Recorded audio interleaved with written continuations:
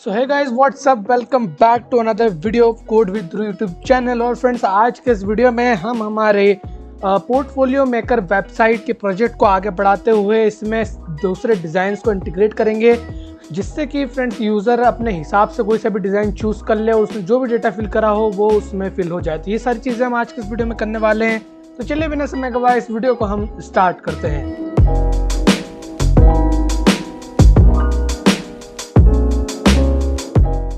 तो फ्रेंड्स, जैसा कि आपको मालूम होगा कि पिछले वीडियो में मैंने आपको काफ़ी सारे डिज़ाइंस दिए थे और वो रही ये थे वो डिज़ाइंस। अगर आपको डिज़ाइन चाहिए और आपने अभी तक नहीं देखे कि डिज़ाइंस कैसे है, तो आप पिछला वीडियो हमारे जाकर देख सकते हैं। आई बटन पे लिंक आ रहा होगा। तो फ्रेंड्स, पिछले वीडियो में मैंने आपको कुछ डिज़ाइंस दिए थे, जैसे कि एक ये वाला डिज़ाइन था कुछ इस तरीके से। एंड मैंने आपको पिछले वीडियो में कहा था कि आप इसे इंटीग्रेट कर लीजिएगा, बट मैं आपको यहाँ पर बता ही देता हूँ, क्योंकि मैं एकदम से एब्सोल्यूट बिगिनर वाली हमारी ये सीरीज़ है, तो हो सकता हो कि आपको जो है वो करते ना आया हो बाई चांस। तो मैं आज के इस वीडियो में आपको बताऊंगा कि इसे किस तरीके से करना है। तो चलिए, सबसे पहले तो मैं क्या करता हूँ कि मैं स्टैटिक में जाऊँगा एंड देन इसके बाद में मैं यहाँ असेट्स में जाऊँगा, ठीक है। और असेट्स में जाने के बाद में मैं यहाँ पर न्यू पर क्लिक कर दूंगा और यहाँ पर लिख दूंगा डिज़ाइन वन लिख दूंगा। और डिज़ाइन वन के जितने भी फॉन्ट, CSS, इमेजेस और सब चीज़ें होंगी उन सबको मैं यहाँ पर रख दूंगा। ये मैंने रख दिया एंड ये मैंने इसे यहाँ पर रख दिया। बढ़िया। एंड इसके बाद में मैं क्या करूँगा कि इसी एसेट्स नाम के फोल्डर में मैं एक और डिज़ाइन बनाता हूँ। मैं दो डिज़ाइन के साथ में आपको करके दिखाता हूँ, है ना, ताकि बाकी डिज़ाइन आप अपने आप से कर लें। तो ये डिज़ाइन 2 मैंने बना दिया। डिज़ाइन 2 बनाने के बाद में मैं कोई सा भी डिज़ाइन 2 यही वाला सेलेक्ट कर लेता हूँ, और इसमें जो भी इसके CSS, इमेजेस और जावास्क्रिप्ट होगी इसे मैं यहाँ से कट कर लूँगा और स्टैटिक में असेट्स में जाकर और डिज़ाइन 2 में इसे पेस्ट कर दूँगा। तो ये देखो, मेरी ये सारी डिज़ाइन 2 की सारी चीज़ें इसमें आ गई है। देन इसके बाद में मैं क्या करूँगा, बैक जाऊँगा एंड देन डिज़ाइन 2 का ये जो हमारा index.html है इसको भी यहाँ से मैं कट कर लूँगा। एंड देन मैं जाऊँगा स्टैटिक में एंड इसके बाद में, सॉरी स्टैटिक में नहीं, फिर मैं जाऊँगा टेम्पलेट में जाने के बाद मैं यहाँ पे इससे कर दूँगा पेस्ट। और इंडेक्स की जगह मैं इसे रीनेम कर दूँगा। इसको मैं रीनेम करना चाहता हूँ, तो मैं यहाँ पर इस पर क्लिक करूँगा एंड देन रीनेम, और इससे मैं नाम दे दूँगा डिज़ाइन 2 के हिसाब से। मैं इस तरीके से आपको बता रहा हूँ ताकि आपको बाद में और भी कुछ डिज़ाइन मिले तो आप उससे भी यहाँ पर ऐड कर पाएँ आसानी से। उस तरीके से मैं आपको यहाँ पर मैं बता रहा हूँ। ठीक है, ये हमारा काम हो गया। अब हमारे को इस डिज़ाइन का कोई भी काम नहीं है, तो इसे हम डिलीट कर देंगे बाद में। अब ये हमारे VS कोड में ओपन इसलिए डिलीट नहीं हो रहा है। तो इतना काम तो हो गया फ्रेंड। सो फ्रेंड्स, अब हमें किसी न किसी तरीके से पता लगाना है कि यूज़र ने कौन सा डिज़ाइन चूज़ करा है। तो उसके लिए हम चलते हैं design.html वाले पेज में, और यहाँ पर जहाँ पर आपने ये href दिया हुआ है ना, ये href, इसकी जगह आप इस a को कन्वर्ट कर दीजिए फॉर्म में। ठीक है, इस a को कन्वर्ट कर दीजिए फॉर्म में। अब ऐसा मैं क्यों कर रहा हूँ वो मैं आपको बताऊँगा। इस href को मिटा दीजिए, इसे href को मिटा दीजिए एंड देन इसके बाद में क्लास को आप रहने दीजिए, और क्लास को भी आप मिटा दीजिए। काम कीजिए, क्लास और मार्जिन क्लास को आप यहाँ से कट कर लीजिए, मिटाइए मत। एंड देन इसके बाद में आपका जो चूज़ डिज़ाइन वाला पेज जो बटन है, इसके आसपास आप एक बटन टैग लगा दीजिए। तो मैं इस बटन के क्लोजिंग टैग को चूज़ डिज़ाइन के इधर रखता हूँ, और सॉरी, और ये मैंने इसे यहाँ पर रखा। मैं इस ए को डिलीट कर दूंगा और इसकी जगह मैं फॉर्म का क्लोजिंग टैग लगा दूंगा। देन इस बटन में मैं ये क्लास डाल दूंगा, सॉरी, ये मैंने लिखा class and button minus danger, यही थी क्लास। और इसका मैं टाइप रख दूंगा सबमिट। अब इसका मैं टाइप रख देता हूँ सबमिट, टाइप एंड सबमिट। बढ़िया, ये आपने टाइप सबमिट कर दिया। एंड अब क्या होगा कि जैसे इस पर क्लिक होगा तो ये हमारे किसी एक URL, मतलब एक किसी राउट पे ये पोस्ट रिक्वेस्ट मारेगा। तो हम फॉर्म वाले पे ही पोस्ट रिक्वेस्ट मारेंगे। तो मैं यहाँ पर जाता हूँ design1.html, सॉरी design.html में, एंड फॉर्म में मैं यहाँ पर इसको दे दूंगा action is equal to, sorry action नहीं, मैं इसको दे दूंगा method is equal to post and action //form. तो इससे क्या होगा फ्रेंड्स कि जैसे ही मैं इस पर क्लिक करूंगा तो इस पर एक वैल्यू जाएगी कोई सी। कौन सी वैल्यू जाएगी, तो वो वैल्यू मैं यहाँ पर डिफाइन करता हूँ। इससे मैं लिख देता हूँ /design1 ये मैंने design1 यहाँ पर लिख दिया है। देन इसके बाद में मैं क्या करूँगा कि होम वाले पेज पे जाऊँगा। अब आप बोलोगे कि ऐसा URL कैसा हो गया, ये /form/design1, ऐसा तो हमारे पास कोई सा URL नहीं है। तो उसके लिए आप init.py में जाए /form में यहाँ पर स्लैश कर दें और यहाँ पर आप कुछ इस तरीके से लिख दें string एंड डिज़ाइन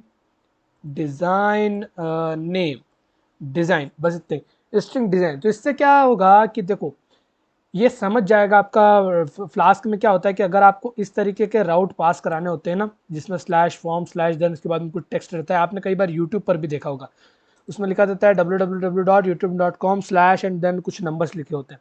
तो इससे आप आइडेंटिफाई कर सकते हैं कि भाई आखिर किस तरीके की पोस्ट रिक्वेस्ट आपके पास आ रही है। तो यहाँ पर फॉर्म में हमने design1.html में क्या करा कि /form करा /design1 हमने पैरामीटर पास कराया। देन उस पैरामीटर को हमने यहाँ पर गेट कर लिया स्ट्रिंग डिज़ाइन से, मतलब ये समझ जाएगा कि भाई यहाँ पर कुछ स्ट्रिंग आने वाला है और उस स्ट्रिंग का नाम हमने डिज़ाइन रख दिया है। देन इसके बाद में आप क्या कर सकते हैं कि ये क्या बन जाएगा, ये आपके फॉर्म में आर्गुमेंट बन जाएगा, ठीक है, पैरामीटर बन जाएगा, सॉरी, ये आपके फॉर्म में पैरामीटर बन जाएगा। देन इस आप पैरामीटर को जैसा आप नॉर्मल पाइथन में यूज़ कर सकते हैं वैसा कहीं पर भी यूज़ कर सकते हैं। जैसे कि हमने यहाँ पर लिखा कि if design is equal to design one, ठीक है, डिज़ाइन1, ठीक है। तो यहाँ पर आपका देखिए आप डिज़ाइन1 जो रहेगा इसको png को सॉरी डिज़ाइन1, ठीक है, ये वाला। तो ये डिज़ाइन1 अगर यहाँ पर लिखा हुआ है इसका मतलब हमारा कोड अब समझ जाएगा कि हाँ भाई यूज़र को डिज़ाइन1 चाहिए। तो अब हम क्या करेंगे फ्रेंड्स कि यहाँ पर हम बनाएंगे एक सेशन वेरिएबल। अब सेशन वेरिएबल क्या होता है, तो सेशन वेरिएबल एक ऐसा वेरिएबल होता है या फिर आप कहें तो एक ऐसा वेरिएबल होता है जो कि इन बिटवीन सेशन आपके ब्राउज़र में स्टोर रहता है जब तक आपका सेशन चल रहा है। सेशन का मतलब ये है कि जब तक आपका ब्राउज़र ओपन है तब तक वो वेरिएबल आपके ब्राउज़र में स्टोर रहता है एंड आपका बैकएंड वाला जो प्रोग्राम है वो उस वेरिएबल को एक्सेस कर सकता है। ओके, तो हम क्या करेंगे कि इसे स्टोर करा लेंगे एक सेशन वेरिएबल के थ्रू। तो हमें शायद सबसे ऊपर जाना पड़ेगा और यहाँ पर सेशन को भी यहाँ पर फ्लास्क से इंपोर्ट करना पड़ेगा। देन इसके बाद हम नीचे आते हैं एंड यहाँ पर हम लिख देंगे सेशन लिखने के बाद में आपको यहाँ पर नाम देना है वेरिएबल का। तो यहाँ पर वेरिएबल का नाम लेट सपोज हम दे देते हैं डिज़ाइन, ठीक है, डिज़ाइन हमने यहाँ पर वेरिएबल दे दिया एंड देन इसका हम वैल्यू असाइन कर देंगे इसमें कौन सी, डिज़ाइन वाली वैल्यू, ठीक है, डिज़ाइन वाली वैल्यू। ओके, और हम क्या कर सकते हैं कि इस इफ़ कंडीशन को हटा सकते हैं क्योंकि हम डायरेक्टली यहाँ पर सेशन स्टोर करा लेंगे सेशन वेरिएबल एंड जब हम अपलोड कर रहे होंगे सारी चीज़ें जितनी सारी चीज़ें वहाँ पर हम इस इफ एल्स कंडीशन का यूज़ कर लेंगे तो ज़्यादा अच्छा रहेगा। तो मैं यहाँ पर डिज़ाइन वाले को स्टोर करा दूंगा, मतलब कि अगर मैंने पहला डिज़ाइन चूज़ करा है तो यहाँ पर इसकी वैल्यू डिज़ाइन1 हो जाएगी। एंड देन फिर से गेट कैसे करना है तो वो भी मैं आपको बताता हूँ। तो ये फॉर्म तो आपका हो गया, ये आपने सेशन वेरिएबल यहाँ पर स्टोर करा दिया। देन जब आपका राउट में अपलोड हो रहा है, जो आपका अपलोड वाला राउट है वहाँ पर हम क्या करेंगे कि इस सेशन वेरिएबल को गेट कर लेंगे। तो मैं यहाँ पर जाता हूँ एंड में एंड देन इसके बाद में यहाँ पर मैं लिखता हूँ सेशन, मैं यहाँ पर एक नया वेरिएबल क्रिएट कर लेता हूँ डिज़ाइन नाम का, ठीक है, डिज़ाइन एंड अंडरस्कोर अपलोड में लिख देता हूँ। और यहाँ पर इसे गेट करने का तरीका क्या है, आपको लिखना है session dot get and then इसके बाद में आपने जो नाम वेरिएबल का बनाया था यहाँ पर ये वाला नाम, ये वाला डिज़ाइन का, ठीक है, ये वाला आपको यहाँ पर करना है। तो मैं इसे काम करता हूँ डिज़ाइन सेस कर देता हूँ। इससे क्या आपको जानने में अच्छा रहेगा, पहचानने में अच्छी चीज़ रहेगी। तो ये वाला आपको वेरिएबल यहाँ पर गेट करना है। तो यहाँ पर इसकी वैल्यू मतलब इस डिज़ाइन की वैल्यू अब हमारे पास यहाँ पर डायरेक्टली आ जाएगी। तो ये काफ़ी अच्छा रहता है यार, आप इससे और OTP वाला सिस्टम है वो क्रिएट कर सकते हैं। जब रजिस्टर करें तो आपका जो OTP है वो एक तो आपका यूज़र को सेंड हो जाए और जो आपने OTP सेंड करा है वो आपका सेशन वेरिएबल में सेव रहे। ये सेशन वेरिएबल कोई देख नहीं सकता है डायरेक्टली ब्राउज़र के थ्रू, ये सिर्फ आपका जो बैकएंड प्रोग्राम है वो एक्सेस कर सकता है। तो यहाँ पर आप अपना OTP स्टोर करा लें एंड देन जो यूज़र ने OTP डाला है जो आपके सेशन वेरिएबल में OTP है उसे आप इक्वल कर सकते हैं। तो सेशन वेरिएबल काफ़ी काम आता है यहाँ पे। तो हमने यहाँ पर डिज़ाइन यहाँ पर गेट कर लिया एंड देन अब हम यहाँ पर इफ एल्स कंडीशन लगाएं कि if design upload is equal to design one. Okay, तो यहाँ पर क्या होना चाहिए कि आपका सिंपली ये वाली चीज़ रिटर्न कर देनी चाहिए। ओके, ये वाली चीज़ रिटर्न रेंडर टेम्पलेट एंड जो भी चीज़ इसके आगे लिखी है।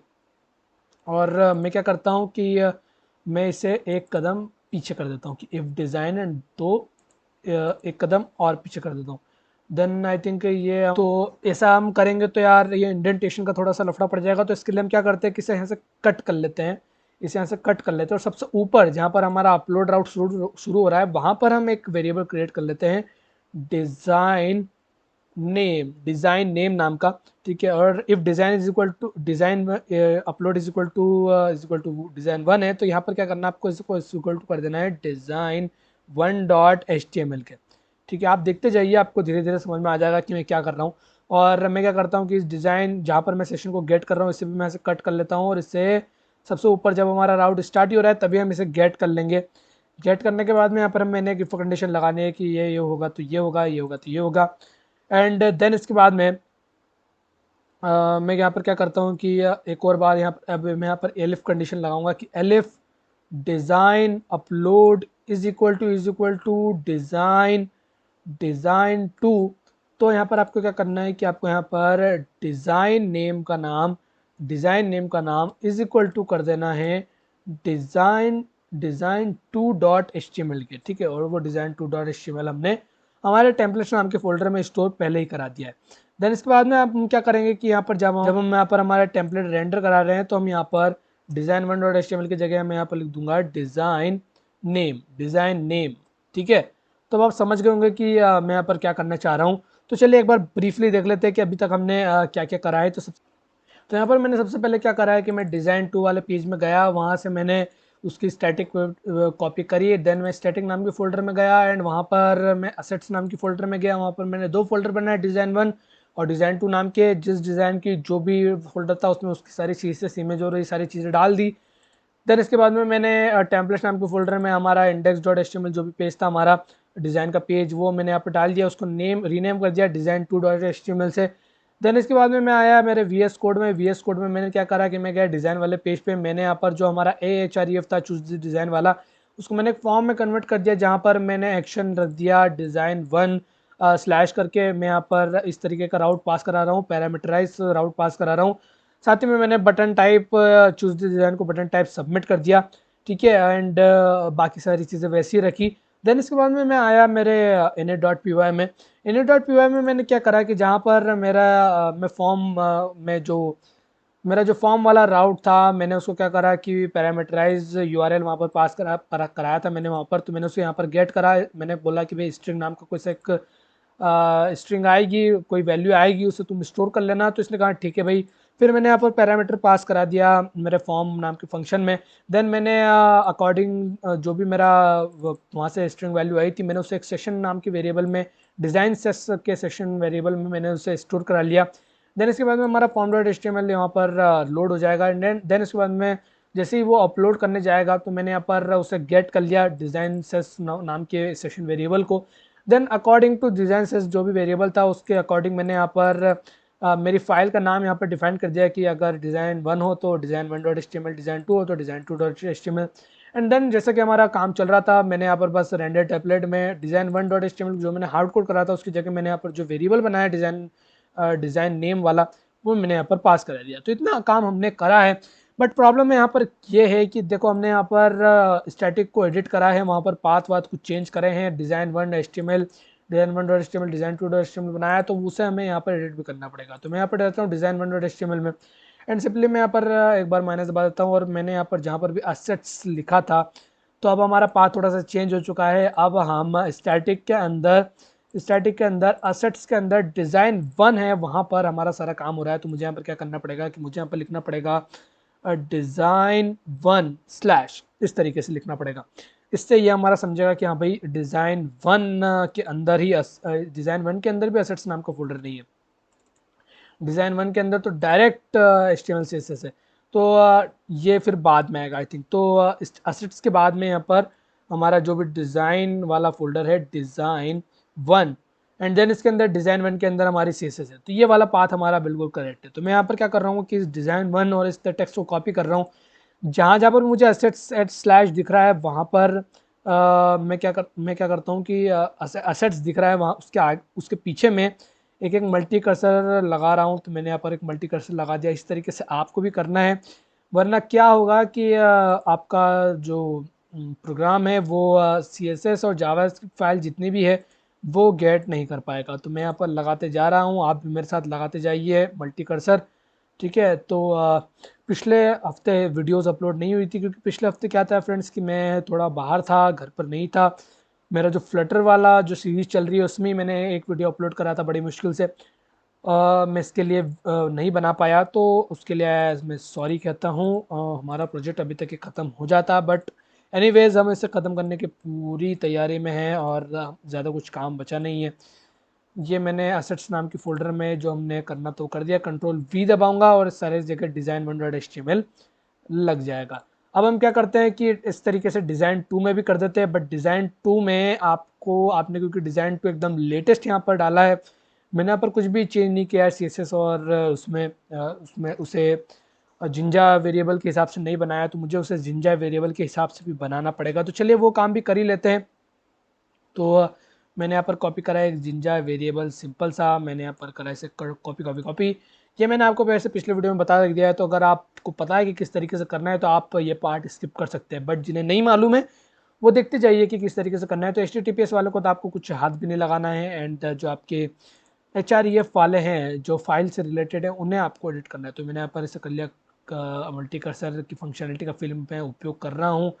और जहाँ जहाँ पर मुझे स्क्रिप्ट सोर्स और जो चीज़ें भी दिख रही है, स्क्रिप्ट को हम बाद में करेंगे, अभी हम सिर्फ लिंक मतलब CSS वाले को काम कर पे लगाते हैं। तो आई थिंक सिर्फ दो ही चीज़ें यहाँ पर, बढ़िया दो ही चीज़ें। तो मैं यहाँ पर कंट्रोल वी दबा दूंगा एंड देन जाऊँगा पीछे पीछे पीछे पीछे पीछे, और आई थिंक शिफ्ट दबा के मुझे एंड दबाना चाहिए, शिफ्ट एंड देन मैं आते जाऊँगा पीछे पीछे पीछे, और यहाँ पर थोड़ा सा गैप हो गया है तो मैं यहाँ पर इसको मैनुअली कर देता हूँ क्योंकि यहाँ पर टेक्स्ट स्लैश जैसे लिखा है और यहाँ पर मीडिया ऑल भी है जिसके कारण दिक्कत अब हो गई। नो प्रॉब्लम, हम यहाँ पर इसे मैनुअली यहाँ पर डाल देते हैं। तो मैं इसे यहाँ तक कर देता हूँ पेस्ट, एंड डिज़ाइन 1 की जगह मैं यहाँ पर लिख दूँगा डिज़ाइन 2। इसके बाद में मैं क्या करता हूँ कि इस CSS और स्टाइल डॉट CSS को भी मैं आपसे कर लेता हूँ कट, पीछे जाता हूँ, सॉरी पीछे जाता हूँ और यहाँ पर इसे यहाँ से मैं पेस्ट कर देता हूँ। सो ये मैंने कर दिया इसे यहाँ से पेस्ट। तो मैंने इसकी शॉर्ट ट्रिक आपको वीडियो में बताई हुई है कि किस तरीके से करना है। ठीक है, कि अगर आपके पास काफ़ी सारे लिंक HREF हैं और स्क्रिप्ट के सोर्स है तो उसे आपको किस तरीके से हैंडल करना है इसकी मैंने ट्रिक आपको पहले बता दिया। तो वो उसको भी मैं फॉलो कर रहा हूँ और अब हम स्क्रिप्ट वाले को ढूंढते हैं। तो ये रहा हमारे स्क्रिप्ट वाले, तो यहाँ पर मैं मल्टी कर्सर लगाते जा रहा हूँ एंड सेम आपको एकदम टैग जो है उसके साथ ही में ये काम करना है। पीछे अगर text is equal to JavaScript लिखा है तो उसके साथ में कुछ छेड़खानी नहीं करनी है, मैं आपको पहले भी बता चुका हूँ। तो मैं इसे भी कर देता हूँ मल्टी कर्सर की मदद से, देन इमेजेस को हम देखेंगे बाद में। इसके बाद में बस ठीक है, कंट्रोल वी, देन मैं क्या करूँगा कंट्रोल वी दबा के थोड़ा सा पीछे जाकर देखता हूँ कि भाई क्या चीज़ चल रहा है। शिफ्ट दबा के एंड दबाऊंगा एंड देन शिफ्ट दबा के मैं यहाँ तक ले आऊँगा, कंट्रोल एक्स दबाऊंगा, इस पूरे को मैं मिटा दूंगा यहाँ से यहाँ तक, कंट्रोल वी दबा दूंगा। ये हमारा काम यहाँ पर फिनिश हो चुका है। देखते हैं कोई एरर आता है तो उसे सॉल्व करेंगे। अब हमें क्या करना है, हमारे डिज़ाइन वाले पेज में जाना है और जैसा काम मैंने यहाँ पर करा मैं इसे सिंपली कॉपी कर लूँगा यहाँ से और इसे मैं पेस्ट कर दूँगा यहाँ पर इस वाले बटन पर। तो मैंने इसे कर दिया यहाँ पर पेस्ट, एंड पेस्ट करने के बाद में मैं इसे डिज़ाइन 1 जो हम यहाँ पर दे रहे थे इसे मैं कर दूँगा डिज़ाइन 2 सिंपल। एंड इसके बाद मैं रन करा के देखता हूँ मेरे प्रोग्राम को, देखते कोई एरर आता है कि नहीं। तो रन कोड, एंड ये हमें बता रहा है design name is not defined, temporary code run file का एरर है। तो कोई प्रॉब्लम नहीं, सिर्फ एंटर दबाएंगे, रन कोड वापस लिखेंगे। ये देखिए हमारा कोड रन हो चुका है। मैं यहाँ पर जाता हूँ मेरे पोर्टफोलियो मेकर वेबसाइट पर यहाँ पर इस एड्रेस पे मैं गया, कंट्रोल आर स्टार्ट मेकिंग। तो मैं यहाँ पर चूज डिज़ाइन कर लेता हूँ और ये बोल रहा है मेथड नॉट अलाउड। ओके, तो एरर ये है कि हमने फॉर्म में मेथड को अलाउ नहीं करा है। तो आपको यहाँ पर क्या लिखना है, आपको यहाँ पर लिखना है methods is equal to at list pass करानी है, गेट और पोस्ट की दोनों रिक्वेस्ट यहाँ पर एक्सेप्ट की जाती है। वापस से हम इसे रन करेंगे, तो वापस से मैंने इसे करा रन, बढ़िया। अब मैं इसे वापस करूँगा back and choose the design. तो देखो यहाँ पर ये बता रहा है the session is unavailable because no secret key was set. तो हमें यहाँ पर एक सीक्रेट की सेट करनी पड़ेगी क्योंकि हम यहाँ पर एक वेरिएबल स्टोर करा रहे हैं। तो सीक्रेट की कैसे बनाते हैं, तो सीक्रेट की बनाने के लिए आपको लिखना है ऐप डॉट सीक्रेट की, ऐप डॉट सीक्रेट की, एंड देन इसके बाद में आप कोई सी भी यहाँ पर कुछ भी टेक्स्ट डाल दीजिए सीक्रेट की। मैं अभी यहाँ पर ऐसे सिंपल डाल रहा हूँ, पर आप थोड़ा सा अच्छा टेक्स्ट डालिएगा, ठीक है, रैंडम एकदम।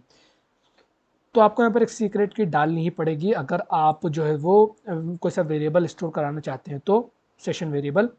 तो अब यहाँ पर वापस बैक दबाता हूँ एंड चूज द डिज़ाइन पर वापस क्लिक करता हूँ। देखो यहाँ पर बोल रहा है कि फिल योर डिटेल, तो मैं यहाँ पर लिख देता हूँ जितनी भी डिटेल्स है मेरी। अब मैं यहाँ पर सब रैंडम डाल रहा हूँ, ठीक है, बिल्कुल भी आप टेंशन ना लें। मैं यहाँ पर कुछ भी चीज़ सिलेक्ट कर लेता हूँ, तो ये मैंने सिलेक्ट कर लिया, ओपन कुछ भी GitHub account and then next कुछ भी मैं डाल रहा हूँ।